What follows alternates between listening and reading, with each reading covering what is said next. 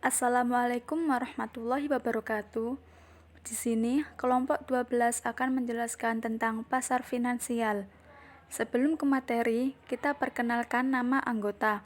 Yang pertama, Farah Fitriana dengan NIM 183, yang kedua, Hosin dengan NIM 191, yang ketiga, Andi Prayogo dengan NIM 196. Langsung saja kita ke video pembahasannya.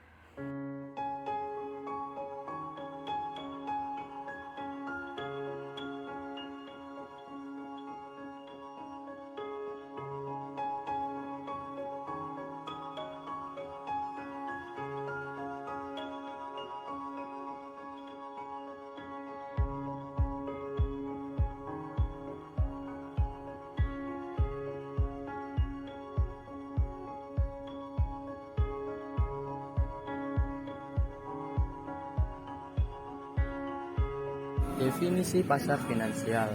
Pasar finansial adalah tempat di mana di sana dilaksanakan berbagai aktivitas keuangan dalam bentuk penjualan surat berharga atau komersial paper dan penjualan mata uang atau kurensi.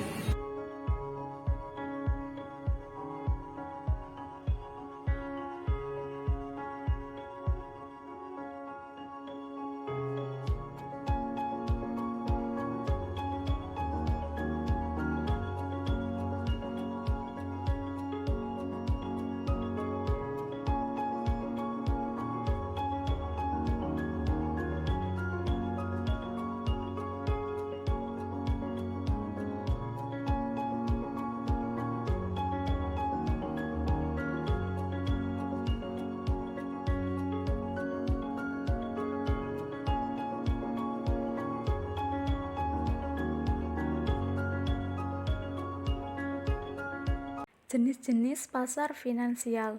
Jenis pasar finansial ada dua. Yang pertama yaitu capital market atau pasar modal.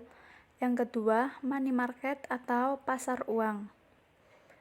Capital market atau pasar modal, pengawasannya di bawah Kementerian Keuangan melalui Bapepam LK atau Badan Pengawas Pasar Modal dan Lembaga Keuangan. Sedangkan pasar uang atau money market, pengawasannya di bawah lembaga moneter atau bank sentral. Dalam hal ini adalah Gubernur BI.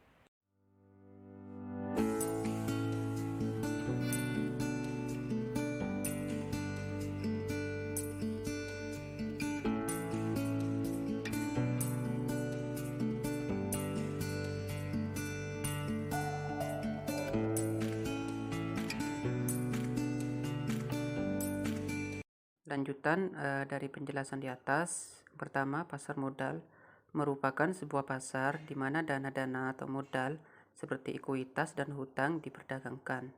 Kedua, pasar uang merupakan pasar yang memperdagangkan instrumen keuangan pemerintah dan perusahaan dalam jangka pendek seperti komersial paper, sertifikat deposito yang dinegosiasikan, dan surat berharga bank sentral.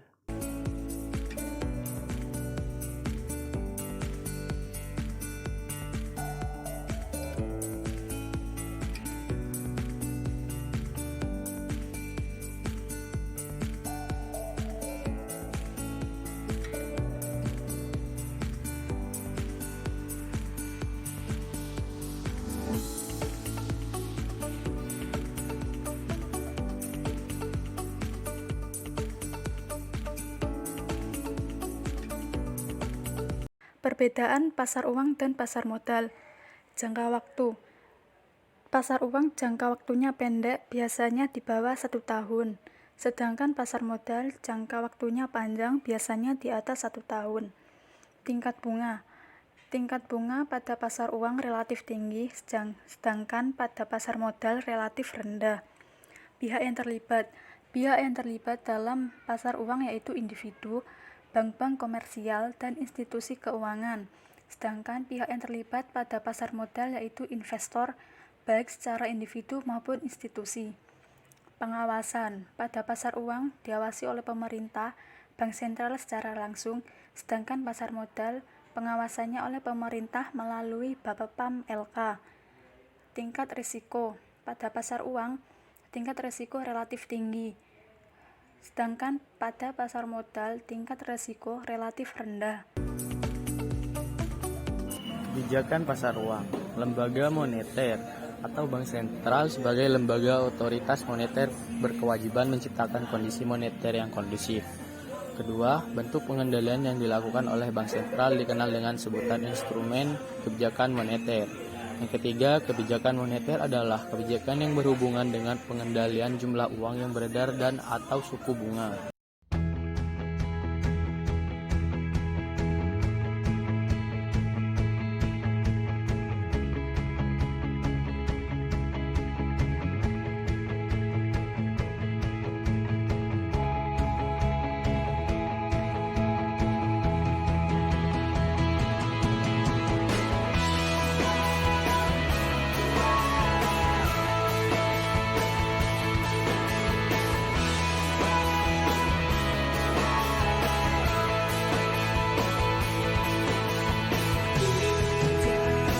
Instrumen kebijakan moneter.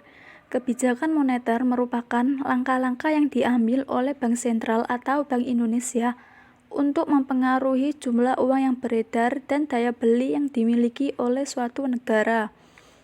Ada beberapa instrumen yang dapat digunakan sebagai tolak ukur kestabilan kebijakan moneter. Yang pertama yaitu kebijakan suku bunga. Kebijakan suku bunga ada dua, yaitu kebijakan suku bunga kredit dan kebijakan suku bunga deposito. Kebijakan suku bunga kredit yaitu untuk mengendalikan angka penyaluran kredit yang berlaku di masyarakat. Sedangkan kebijakan suku bunga deposito untuk turut serta dalam menciptakan kestabilan rupiah yang beredar di pasaran.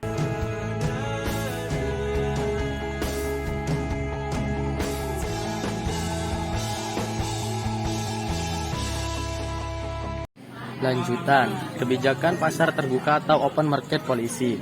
Kebijakan bank sentral untuk menjual surat berharga pemerintah dengan harga yang terjangkau oleh masyarakat dengan tujuan untuk menarik jumlah uang yang beredar di masyarakat karena dirasa jumlah uang yang beredar di masyarakat tersebut terlalu banyak dan akan membeli kembali surat berharga yang dijual tersebut. Jika analisis bank sentral jumlah uang yang beredar di masyarakat terlalu sedikit atau untuk menyumbangkan angka peredaran uang di masyarakat.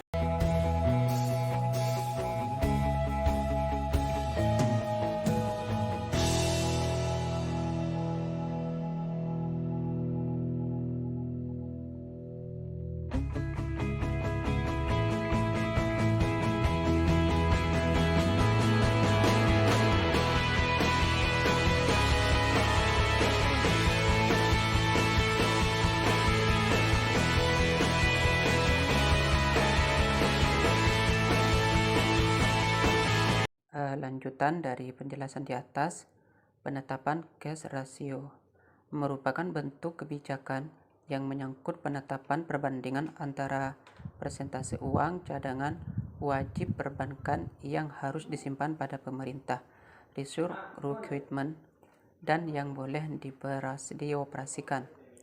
Tujuannya untuk mengatur jumlah uang beredar. Jika pemerintah ingin menambah jumlah uang beredar, maka pemerintah menurunkan jumlah dana cadangan wajib perbankan.